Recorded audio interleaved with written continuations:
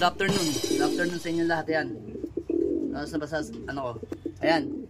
12:30 na ng tanghali. So, tapos na tayong magpakain. Tapos na rin tayong magpalipad sa mga ibon natin. So, ito. Ang ginagamit kong mga abel ngayon is Tuesday ngayon is naka-probiotic tayo mga abel. Yan. Yan yung probiotic natin. Solid na solid yan. Probiotic natin. Sariling gawa lang natin yan. Mamaya, papakita ko sa inyo yung bagong gawa kong probiotic kasi paubos na yung probiotic natin eh. Then, meron nga pala tayo dito mga abel na 5 ibon. Ayan, oh. Yan yung 5 ibon na matagal rumonda sa atin. Oh, pinakain ko sila. Late silang bumaba. Kaya pinakain ko na itong mga to kasi nga nakalaban sa atin si 641. Kailangan natin maaga siyang pakainin. Hindi natin pwede siyang i-delay. Kaya ang ginawa natin, yung mga huling umuwi, doon na lang natin sila binigyan ng pagkain. Ayan, oh. 5 sila, ang tagal. Solid. 1 oras mahigit sila lumipad, mga kabel. Nung una, nung rumonda sila, ilan ba sila? 5, 6, 7, 8, 9, 10 sila. 11, pati yung itim na yun, 11. So ngayon, after mga 30 minutes, mga nagbabaan na yung iba, then ito talaga, rekta, diretso. Yan yung mga panlaban natin. Panlaban natin ng mga south yan, mga abel. Oh. Ang gagaling nila lumipad, mga abel, solid. Talagang rekta on rekta, grabe oh. Doon ang gagaling minsan. Doon oh. Susulpot dyan, mga abel. Pag sulpot dyan, maliit sila. Galayang-layang. O yung maliit na ibon. Tapos maya-maya, dito naman sila susulpot. Yan. Palabas dito, papunta dito sa kabila. Ayan oh. Papunta doon, panorte. Panorte sila. Pero mostly ang lipad ng ibon ko, lagi nang gagaling dito sa south. Dyan. Dito, tsaka dito sa Makabebe o Masantol. Dyan, sa Apalit dyan. Dito yung Apalit eh. Dito yung parte dito yung Apalit. So nanggagaling lagi yung ibon ko dyan, pati dito. So minsan dito sila, yan, nasulpot sila. So nagmamapping nga yung mga ibon natin na pang south kasi malapit na sila. By December, mag-i-start na laban ng mga yan, mga abel. Halos lahat yan, yung 5 yan. Then, tingnan natin kung anong gagawing performance sa atin ng mga to. Yan. So ngayon, ang ginagawa ko nga pala dito mga abel, alam nyo naman, yung ating ibon na 641, naghahabol yan ngayon kasi malamang sa alamang mangingitlog yung asawa niya, mga abel. So mangingitlog yan, sigurado yan, no? Yan, no? Naghahabol yung naghahabol kay Juana. Kaso si Juana yung isa, wala na. Si Juana ng buhay nating isa na may tama sa bandang Kilikili, yun nga, hindi na nga umuwi, mga abel. Talagang malas. Then ito, tatanggalin natin to dito dahil to may hilig mang away. Yan. Yung ganador natin na si Stitch. Then dito, kuha pa tayong patuka. Bigyan pa natin sila ng konting patuka kasi so yung binigay lang natin is lang, 2 lang. So dagdagan nga natin ng isa pa. Kalahati. Tapos kalahati pa. Yan. Baba dyan, darling. Baba dyan, yan. Tuka ka na dyan. Huwag ka nang magalala. Yan. Ngayon, gustong kumain din ng mga ibang ibon natin dito. So, hindi nga natin sila binubusog ng todo. So, ang pananaw ko mga abel sa mga ibon ko, kinasanayan ko na. Sa umaga, light lang yung patuka ko. Di ba 5 yung nandito? 5 yung nandito na ibon. So, dito, ilan ba? 2, 4, 6, 7, 8, 9, 10, 11, 12, 13, 14.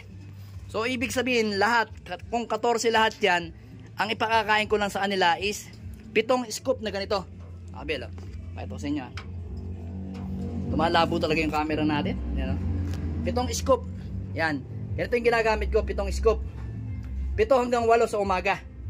Tapos sa gabi, o mga hapon, alas 5, mga 10 hanggang 11 ang binibigay ko. Kasi, ang regular, 10 lang. Pag nakikita ko pang kulang pa, dadagdagan ko pa ng isa. Pag nakita ko medyo may tira, tinatanggal ko, mga abel. So, ganun ako. Sa hapon ako, nagbibigay ako ng sapat sa kanila. Ayaw ko na nabibitin sila, mga abel. Kasi, sa umaga, kailangan bitin lang sila. Para ganahan sila sa liparan, sa hapon, madaling matunaw yung kanilang kinain. So, syempre, sa gabi naman, kailangan ma-relax sila. So, iba-iba tayong sistema, mga abel. Sige lang. O, naubos na nila. Dali. Easy lang kayo. Lagay na natin dito. Yan. Pakita ko lang sa inyo yung sistema ko, mga abel. Ganyan lang. Ganyan lang ginagawa ko sa mga ibon ko. So kahapon, tanghali, umulan na malakas. So naligo nga yung mga ibon natin, lahat sila.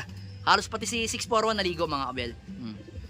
So ito, mga kabel, ito nga pala yung ginamit natin na ano, ginawa lang natin, break tayo dito mamaya. Yan. Yung ating ginawang probiotic mga kabel. Pasok na dito sa dirty kitchen. So ito yung ginawa nating ano, yan. Yan yung ginagamit nating, hindi natin nilagyan na ano ng butas mga kabel. So yan oh, lagyan natin ng lights, camera, action. Alright, yan. So ito yung ginawa nating probiotic. Kala mo ano eh, gatas eh, yan oh mga kabel. Sakto lang yung nilagay kong ano, molasses. Ayaw ko ng maitim na maitim, saktong-sakto kasi yung mga yan, hahaluan naman natin ng tubig. Pag pinainom natin sa ibon, hindi naman puro mga kabel oh. Yan yung probiotic natin Tuesday at saka Thursday natin binibigay to. So ito nga ang ginamit ko mga kabel oh. Ayan, kita nyo, yan oh. Yan yung ginamit kong probiotic sa kanila. Yan, Delight, yan. Kita nyo, yan, probiotic fiber. So yun ang binigay ko. Alam mo yun, dalawa yan eh, alam ko dalawa lang inilagay ko dito. Pag tatlo masyado na madami, okay na yung dalawa mga kabel. So yung isa kasing ginawa natin mga kabel is paubos na. Ito, nabulol pa yan oh. Mga kabel, ayan oh, paubos oh. Kaya may latak-latak na siya yan mga kabel oh. Mas malaki na yung ginawa natin mga kabel. Yan, mas malaki.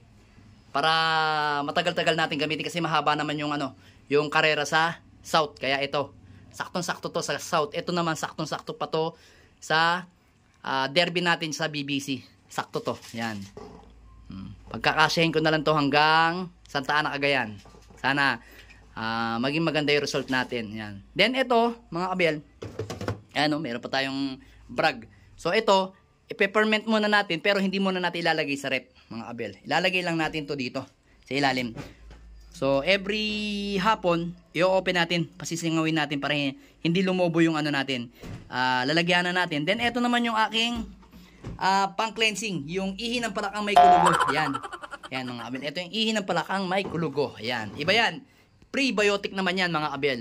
Magkaiba yung ginagamit kong probiotic at iba yung prebiotic. Yan. Yan yung ginagamit natin na pansalubong sa ibon natin ng every Monday. Every Sunday pala. Tapos Monday ginagamit din natin. Kaso sa Monday naman, ang ginagawa ko, nilalagyan ko siyang brag. Yan. Ito yung brag natin. Nilalagyan ko siya niyan. Kabel. Bali, ito, isang type nito sa 2 liters na ano, na prebiotic natin. Yan. Yung ihi ng palakang may kulugo. Kaya yan, makikita nyo mga kabel. Oh. Solid yan. Nasa ano. Pagka kinalog natin yan, magandang maganda yan. Yan. Sariling gamit lang mga kabel. Oh.